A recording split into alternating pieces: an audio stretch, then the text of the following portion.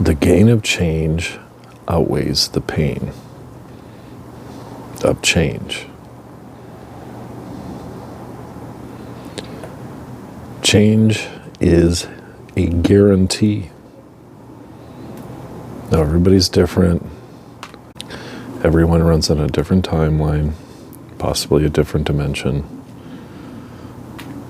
And I used to pick on people who stayed in the same job, same mundane life, and took a lot of pride in how often my life changed in pursuit of success and realizing my dreams. But as I've gotten older, I don't pick on them anymore. Everyone has a different path, bottom line. And just as unique as your face, that has never existed and never will again, or your fingerprints, your experience here in this thing called life is completely different and somewhat relatable to a small percentage. Change is your friend if you're up for the adventure. It's uncomfortable, unpredictable, and we like to think we have a lot of control with change. And the only thing you have control over is how you decide to look at it. Now, some of you have lived long enough to know that pursuing happiness isn't happiness so long as you're pursuing it. It's a decision. But as you get older, you put your time in this thing called life, that is unrealistic. So what can we maintain? I call it the next level, and this applies to me, maybe you as well. When I was younger, pursuing happiness was a lot of things I thought at the time that I wouldn't do today.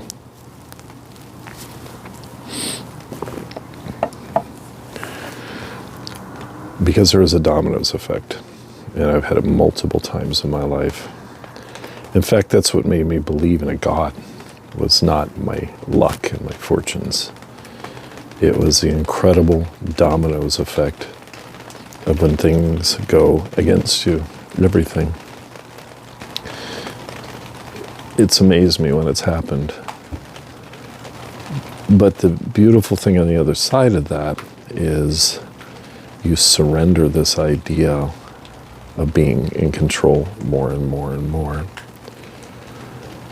And then I found the next word that worked, that replaced happiness, was adventure. In fact, Jordan Peterson talks about that. And that is realistic, is to look at everything like an adventure. Let's say you signed up for this life. Let's say before you came and embodied this biological meat suit, installed yourself into this, and the game was designed to not remember where you came from, but hoping where you're going to go. And you knew before you came down here that you signed up for this. And when you hesitate to pursue the adventure of where your heart's going to take you, that's real strength. Working hard works for a while, makes everybody proud of you, makes you liable, responsible, admirable, mateable. But as that kind of tethers away, and you watch people die in your life, relationships fade away, never to see again. Well, some you'll have these friends where you won't talk to for years, and as soon as you get together, it's like you haven't been separated at all. We can call that different dimensions as we all pop in and out of skillful moments, unskillful moments, based on decisions. But what you have control of is how you look at everything. And as you get wiser, which comes with age, you surrender more of your optimistic dream world and simply find that this place I'm here right now is okay. And so happiness is less of a roller coaster of emotions. You know, when you're young, it's mountains and canyons, rides, steep, peak, drop, deep, and then it just becomes hills and valleys.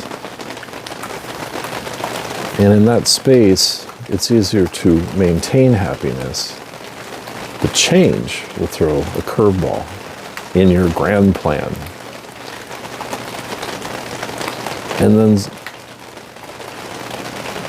upon asking ourselves better questions and realizing that this thing called happiness is not realistic to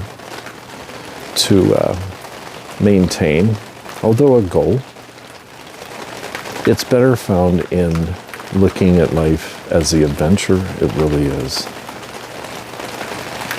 And those that fight it, it seems like, to me, those who fight the change and do things to prevent change from happening, some people go down a wicked path. They become more ruthless because they're afraid. They become more of a liar because they're afraid.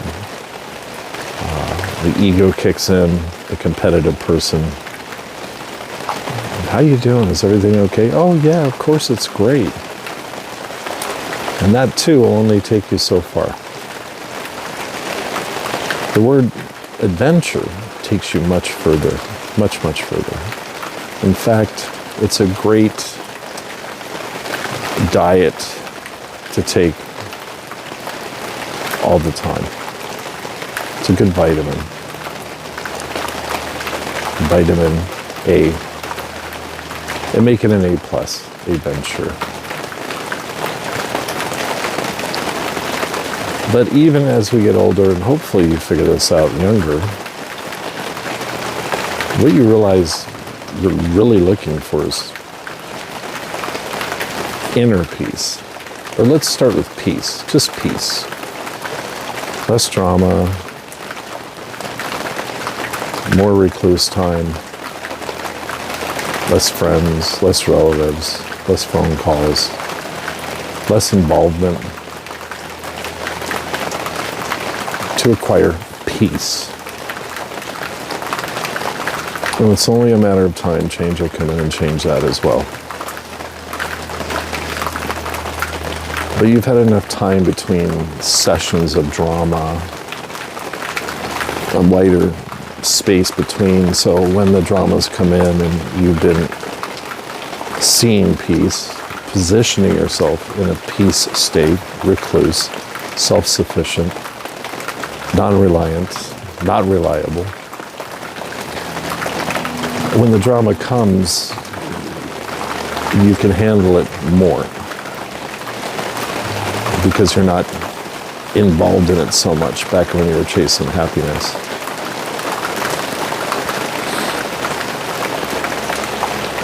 Wanting peace, it's obtainable. If you put yourself out in the wilderness for weeks, months, if not years, and then you have to deal with the elements of nature, the unpredictable, or mildly predictable. But what a person confronts at that time are their thoughts. And so this internal restlessness comes in. You've set a bay the dramas in life outside of you, creating a peaceful environment. And then more wisdom comes in. And you start surrendering something. Surrendering.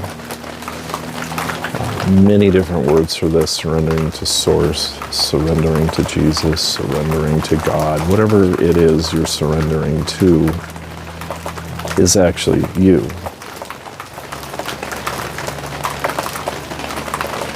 And then aging comes in, sicknesses, maybe lack of money. So you try to strategize yourself to stay away from where the contagiousness of these things are. You become more and more of a recluse. And some people find mind-altering things to neutralize the pains of the body or the mind. And that as well only goes so far. And then it requires bigger doses and bigger doses, more recluse. And then a person might become a minimalist. Start relinquishing all these obligations and responsibilities and contracts, and because they need more stillness, they need more peace to ultimately figure something out. As the practitioner of those seeking inner peace, start to realize that in this dimension we live in, this realm we live in, if it isn't the body, it's the mind. If it isn't the mind, it's the weather. If it isn't the weather, it's the nature. If it isn't nature, it's how people do things in the world, which we can't completely escape the matrix. But we find our triggers. And it could be the dumbest things, unexpected. And a practitioner of inner peace will see that as an opportunity to study the feeling, the trigger, not what did it or who did it. Because you're just going to chase your tail the rest of your life, trying to control every event and everything. And you can minimalize and have very few things to take care of, and breaking down and paying for. Reduce your friend count, your family count, knowing as you get older, that means you would go to less hospitals. The more people you know, the more people, the odds are going to get injured. And if you're a caring friend, you'll go to the hospital. The more people you know, the more funerals you'll go to. And so there's this beautiful thing that still exists in our world, no matter how modernized we try to make it. Convenient, which now convenience is becoming not so convenient as they change their password every month or upload to a current app that completely changes how it works, and I have to relearn that. How the legal system changes, uninformed, but expected to know it. 40,000 some new laws every year that hit our country. And so what remains? Inner peace. Inner peace is when you take full responsibility for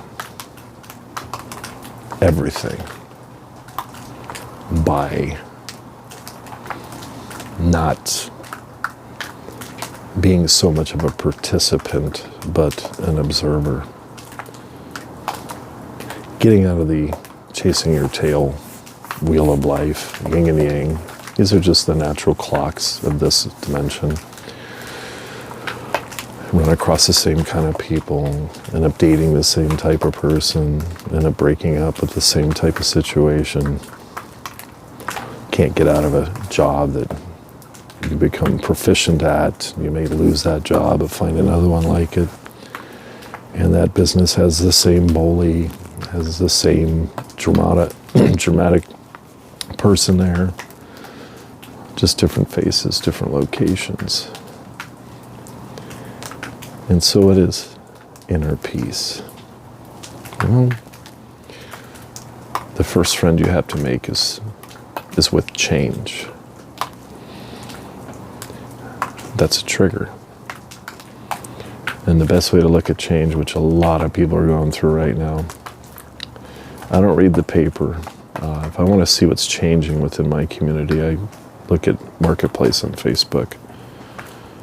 And I search and search and search on there because I'm a car nut. And I look at other things as well. But you start to see this pattern of what people are selling, the words they choose to use. And there's a big repositioning going on as far as people on Marketplace right now. They're moving, need to sell and moving, or already have moved, need to sell, downsize my job, need to sell my car, need to reduce my carbon footprint. I need a good gas mileage car. And so I'll watch these patterns on Marketplace. Sometimes looking for a deal, somebody that wants help and be bailed out of a situation.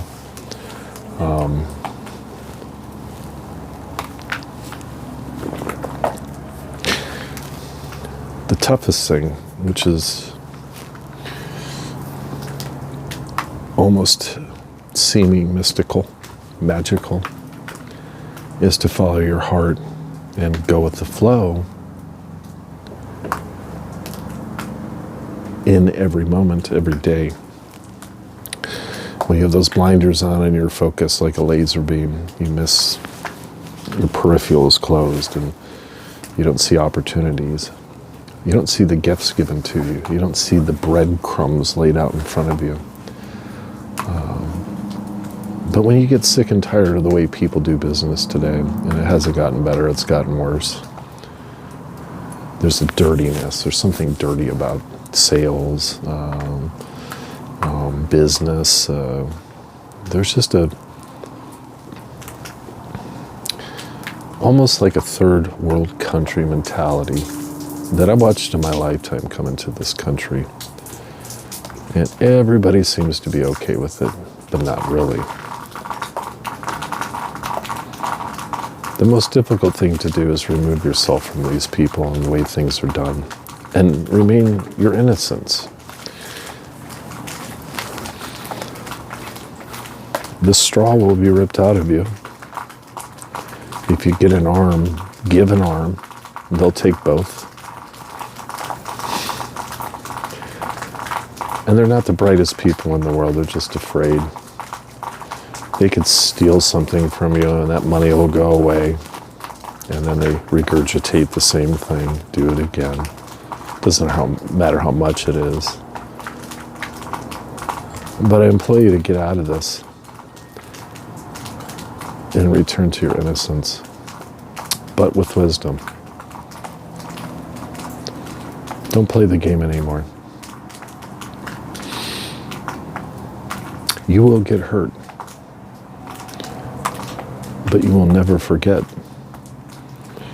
And in the pursuit of inner peace, as you move more into a position of an observer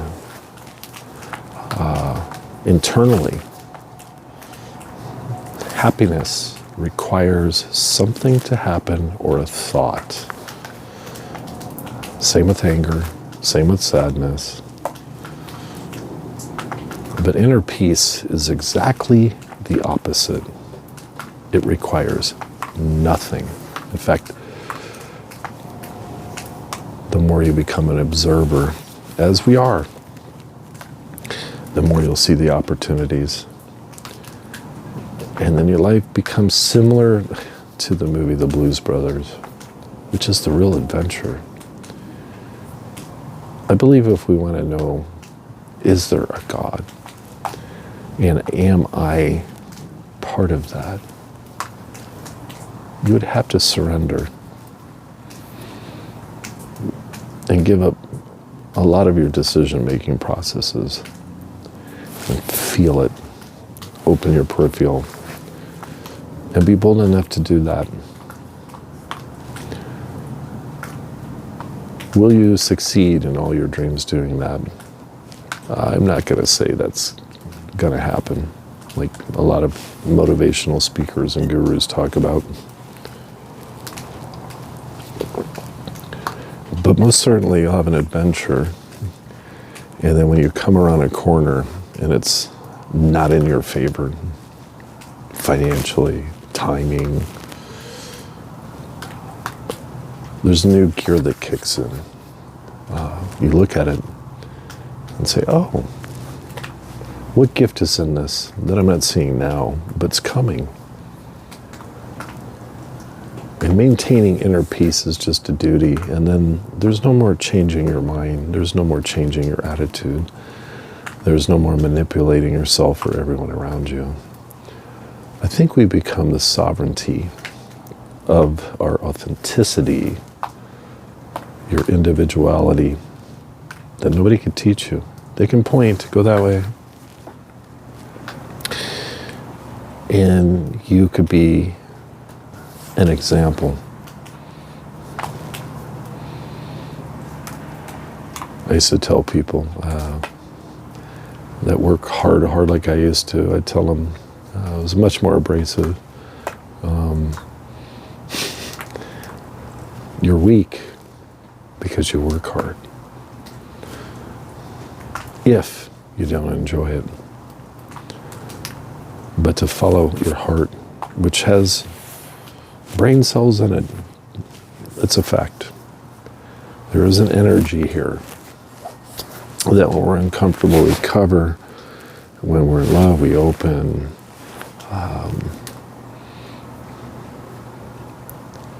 The boldness it takes to let this be your guide.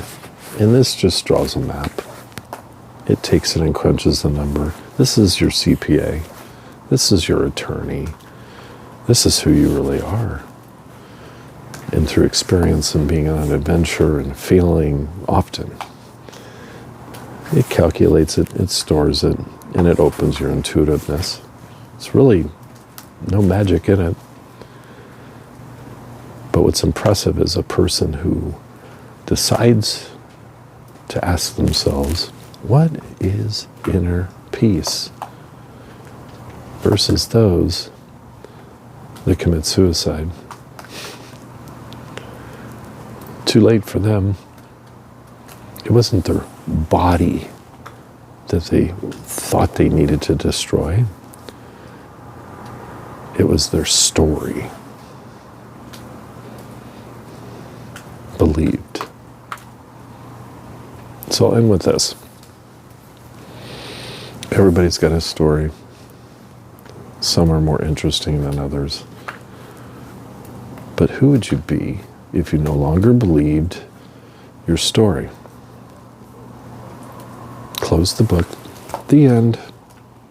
What happens? What happens after you close your story, your book? What could possibly go wrong? Does it mean death? That's the first assumption. Some might look at it as a way of writing another book or another chapter. And they might do it, like I've done multiple times.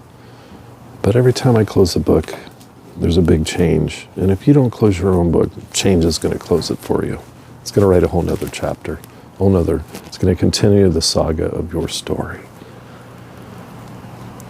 So, inner peace is realistically, undoubtedly, the most logical thing in the world. And you all know it, and some mock it. Be here. It's the only show that's going on. And those who maintain here, not in the past, not projecting a future, here. And if you have to do this, do this. When your monkey mind is going crazy and you're busy, busy, busy, just stop. And pay attention to even the silliest things. Inner peace is here. Always has been. Close your book, end the story, and let it die. And as Muji puts it, rest before you die. That's all I have for you today. Tonight. It's cold out.